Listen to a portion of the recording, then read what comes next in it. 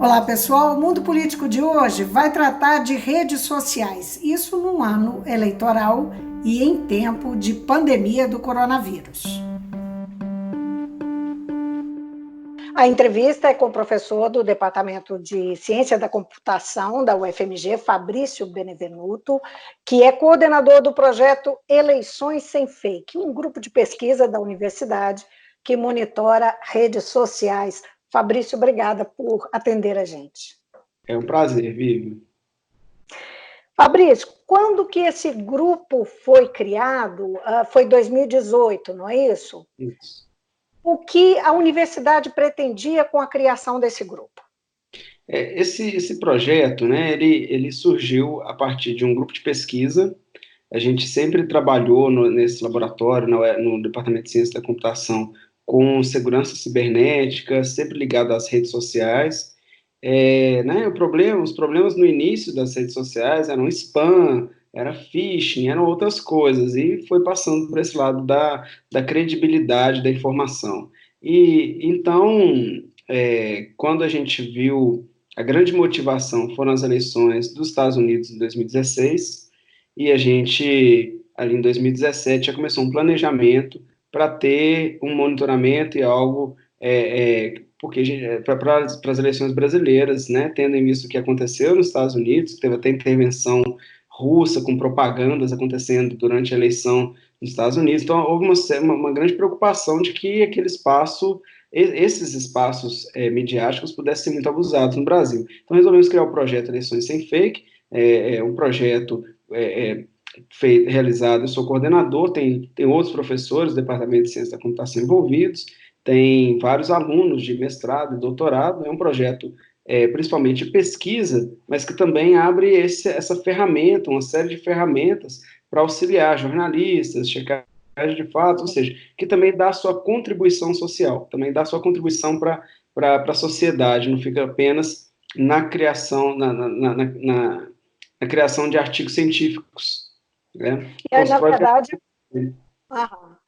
na verdade, a ideia original foi bastante oportuna, levando em conta 2018, né? Comprovou-se a necessidade do trabalho de vocês. Agora, a pergunta é o seguinte: qual que é a amplitude desse trabalho? Eu sei que vocês monitoram mais de uma rede, não é? E que tem diferentes funções. Então, vamos começar por aquilo que eu sei que talvez tenha dado chamado mais atenção em termos de falta de controle em 2018, que foi o WhatsApp, né? Como é que vocês trabalham com o WhatsApp? A gente elaborou inicialmente uma série de ferramentas para Twitter, para propagandas no Facebook. Acho que todas essas ferramentas elas tiveram sua utilidade, mas isso tudo foi na nossa preparação para o ano de 2018. Quando as eleições realmente, o debate realmente começou, a gente falou, está acontecendo dentro do WhatsApp. Né? Como é que a gente vai fazer? O WhatsApp é uma rede fechada, é uma rede para troca de mensagens, não é bem uma rede social. E ali as mensagens são criptografadas. Ou seja, quando uma conversa entre dois usuários, não tem como uma pessoa intermediar, pegar as mensagens e saber o que eles estão falando. É totalmente criptografado. Então, como que a gente vai fazer alguma coisa nesse espaço? Né? Por um bom tempo a gente acreditou que não tinha jeito. Mas existe uma abertura que é a criação de grupos públicos. E é exatamente, né, um grupo público é aquele que você cria um link para ele, compartilha o link, quem quiser entrar no grupo pode entrar. E aí a gente percebeu que muitos ativistas criam grupos públicos como forma de juntar as pessoas querendo apoiar um candidato ou outro, né? E aí a gente falou, olha, tá aí um espaço, né? Vamos ver o que está acontecendo ali nesses grupos, né? E a gente entrou em alguns grupos e ficamos muito estarrecidos, porque ali realmente havia uma quantidade enorme de memes, de coisas falsas, não só de muita piada, muita coisa, mas muita coisa realmente completamente falsa, né, alterada, né, modificada, que não tinha acontecido. Então... Esses grupos, só uma perguntinha, esses grupos foram os grandes protagonistas da greve dos caminhoneiros? Você diria Sim. que não esses especificamente, mas grupos como esses? Que você Sim, está... grupos como esses, a gente acredita que sim. Quando a gente, na verdade, falando bem da criação do projeto, a gente estava monitorando vários grupos, vendo as coisas acontecerem nesses grupos, mas a gente ainda não tinha uma noção muito clara do que fazer. E aí porque a gente não sabia se ia dar certo uma ferramenta, como seria. Foi na greve dos caminhoneiros que a gente resolveu criar uma ferramentinha muito simples, em que a gente mostrava as imagens mais compartilhadas nos grupos monitorados, os vídeos mais compartilhados, e a gente mostrou para alguns jornalistas, foi até um pessoal da BBC. E esse pessoal escreveu uma matéria em cima, descrevendo como a informação dentro desse espaço estava um pouco perdida. Por exemplo, a greve já tinha acabado, tinha um monte de mensagem falando: não acabou, não saia daí, não saia da estrada. E refletia, as pessoas não saíam da estrada porque ele não tinha televisão, não tinha outra, a forma de informação era aquela, e ele achava que a greve não tinha acabado, continua aí na estrada. Então, E aí tem só uma questão aí. As pessoas não duvidam, então, do que elas veem nesses grupos, em geral? Vocês têm como medir isso? a gente não tem como medir, mas falando assim, não como cientista, mas de experiência própria, né, de ver em grupos que a gente participa, como as pessoas são vulneráveis a acreditar no que um amigo, né, parece ter uma coisa do endosso, né, foi o seu irmão, foi o seu primo, foi um parente que falou, né, aquilo, que mandou aquela imagem. Então, a pessoa simplesmente passa para frente, não tem certeza, mas quando ela chega para você, ela tem algum endosso, veio de alguém que você confie. Enfim, as pessoas passam tomam muito como verdade, ou no mínimo desconfiam. Então, muitas teorias da conspiração, é um ambiente muito fácil de propagar esse tipo de teoria, de coisas, né, que muitas vezes são a base das notícias falsas, né? Agora, Fabrício, o Facebook também foi alvo, o Twitter também, da pesquisa, é alvo de monitoramento de vocês. Sim. Mas cada um tem um gancho diferente, é isso? Exatamente. A gente, por ser um grupo especializado em coleta de dados e conseguir fazer coletas, às vezes, que não são tão triviais, a gente abordou questões que a gente acreditava que seriam espaços que seriam abusados. Então, no Twitter, a gente olhou os trend topics, né? Aquelas hashtags que chegam no topo, que muita gente compartilhou, a gente fez uma ferramenta que investiga se aquela trend topic lá, ela é artificial, foi criada por bots, ou ela, né, ou aquela hashtag chegou lá organicamente, né? Como que a gente faz isso? A gente pega uma são os se foram bots que promoveram ela, certo? Que colocaram ela, né? Bots são entidades aí de inteligência artificial, quer dizer, não tem uma pessoa ali por trás, né, que simplesmente está operando automaticamente, né? E o que a gente observou é que, assim, os bots, na verdade, não atuaram tanto promovendo uma hashtag específica, um tópico específico. Eles atuaram muito mais como odiadores. Então, era uma coisa meio... E isso a gente não estava monitorando, isso a gente não foi algo que a gente estava prevendo.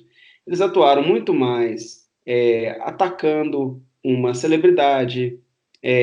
Então, assim, uma celebridade se posiciona, né? Fala o que ela acha sobre determinado candidato, sobre determinada situação. Imediatamente os bots são acionados para ir lá xingar ela, e aí ela fica inibida de fazer. Eu vou perder meu público, né? E aí para de falar. Estratégia de desconstrução que funciona tanto na política quanto no mundo de celebridades, de exposição no Twitter, é isso?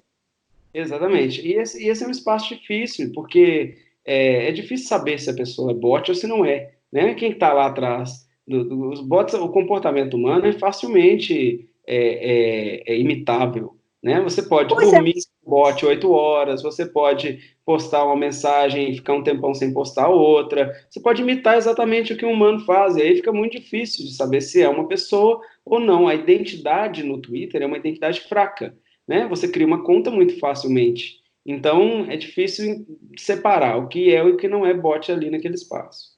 Agora, o monitoramento de vocês identifica, de alguma forma, consegue trabalhar isso? A gente utiliza uma ferramenta criada por um grupo de Indiana, nos Estados Unidos, que diz uma probabilidade se uma conta é falsa ou se não é. Essa ferramenta, ela erra, ela não acerta 100%.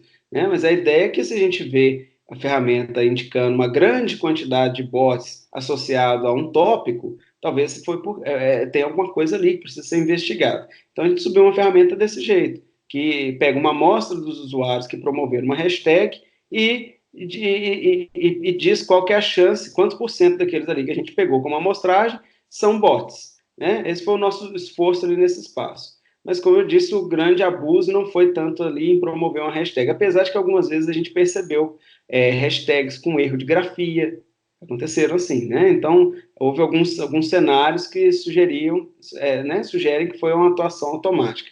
Mas muitas vezes ela não é automática 100%, há alguém coordenando. A ideia do ciborgue, né? O cara coordenando um grupo ali de bots, quer dizer, é uma coisa um pouco mais elaborada. É um trabalho antagônico, né? Numa eleição, os bots são muito simples. Então, surgem os mecanismos de defesa para esses bots simples. Numa eleição seguinte, os bots vêm bem mais elaborados e perpassam aquelas soluções existentes. Novas soluções precisam surgir. Então, é um trabalho constante, né? Agora, você diria que, fundamentalmente, eles são usados, os bots ou os robôs, eles são usados para a desconstrução, no caso das campanhas eleitorais dos candidatos, ou eles têm, né, usam o recurso dos odiadores, né, que você mencionou, né?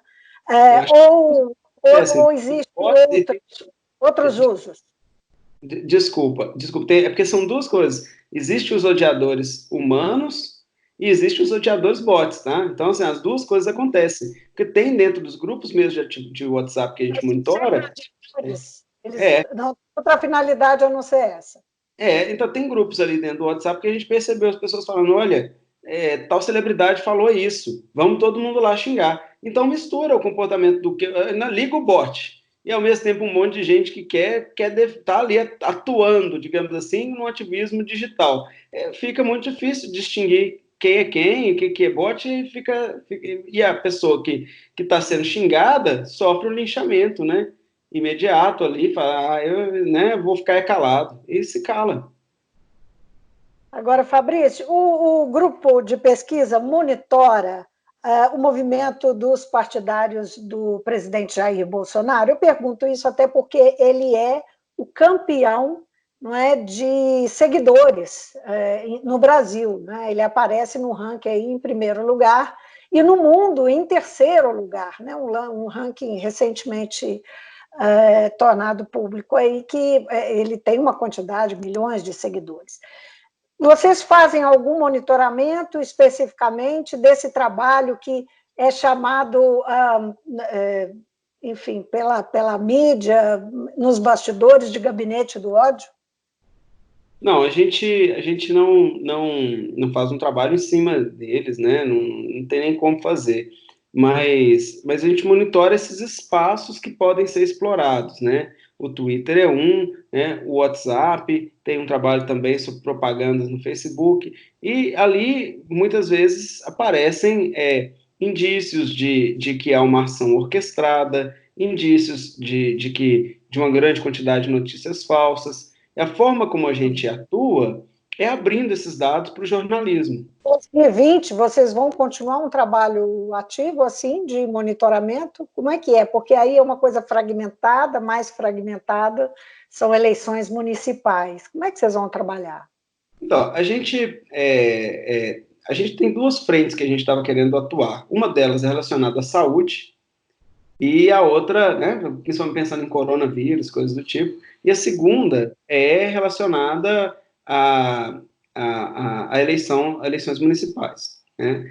O que acontece? Para fazer o monitoramento de saúde, não tem um grupo de ativistas anti-vacina, por exemplo, que a gente poderia monitorar. Não é igual o grupo de ativistas pró-Bolsonaro, um grupo de ativistas pró-Haddad, pró-Ciro, que é um ambiente mais propício a compartilhar alguma notícia falsa que atinge o outro candidato. Então, ali não tem, para a saúde não tem.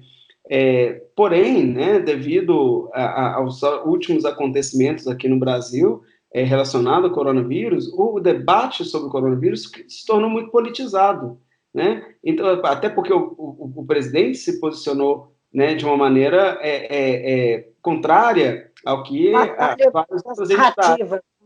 Então virou uma batalha de narrativas, e essa batalha de narrativas foi acontecendo justo dentro do WhatsApp. E os grupos que a gente monitorava pró-presidente passaram a ter importância nesse momento sobre o coronavírus. Não que a gente estava fazendo um monitoramento nosso sobre o coronavírus, nunca conseguiu acontecer. Mas o monitoramento sobre grupos pró-Bolsonaro funciona, e a gente acabou identificando muita coisa relacionada ao coronavírus. Então, recente, foi nesse último domingo, né, teve uma matéria que o Fantástico checou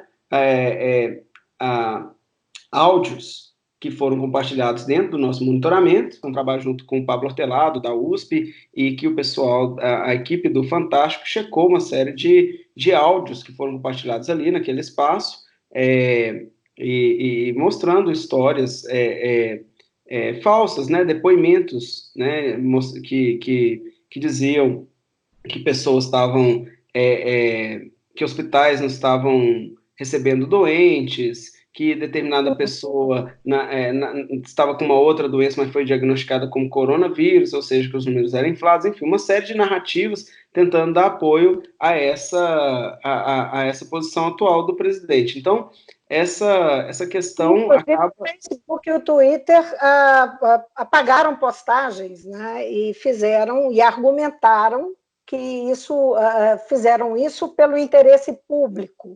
Só para a gente finalizar o que você acha dessa posição das redes, né, da forma como eles se manifestam, em relação, inclusive, ao presidente da República, né? Como é que isso pode se refletir nas eleições desse ano? Essa postura das redes sociais de apagar conteúdo, né, é algo raro, é algo que eles tomam um cuidado muito grande para qualquer ação desse tipo, para evitar serem acusados de estarem intermediando, filtrando conteúdo, censurando alguém. Então, a garantia da liberdade de expressão é uma regra que impera nessas redes, né? Eles tentam ser o mais interferir o mínimo possível, mas julgaram, nesse caso, que os vídeos do presidente poderiam causar mal às pessoas, e então removeram, né?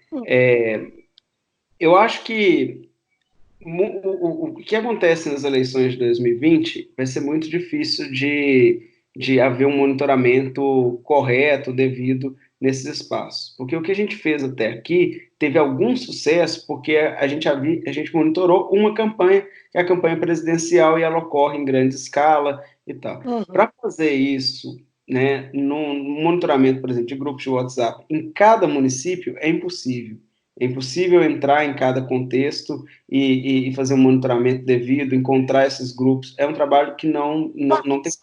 Digamos, vamos monitorar a capital do Isso. Era isso, essa exatamente a abordagem que a gente está tentando construir, monitorar umas 2 ou 3 cidades, né, onde a polarização tende a acontecer, é o mesmo tipo de polarização que aconteceu na última eleição, e onde você tem um número enorme de pessoas, um envolvimento, um engajamento muito grande de ativistas. Aí a gente acha que pode fazer um monitoramento.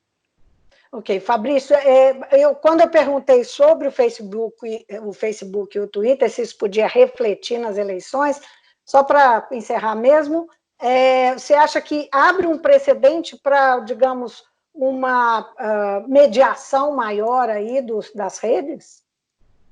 Eu acho muito difícil, certo? Eu acho que as redes tendem a construir grupos independentes que atuam com checagem, que a forma como, por exemplo, o Facebook vem utilizando os grupos de checagem de fatos dentro do conteúdo que é reportado dentro de sua rede. A tendência é trazer uma espécie de grupo de conselheiros externos que pode atuar, que pode interferir nesse tipo de questão, para evitar que seja uma política da própria empresa.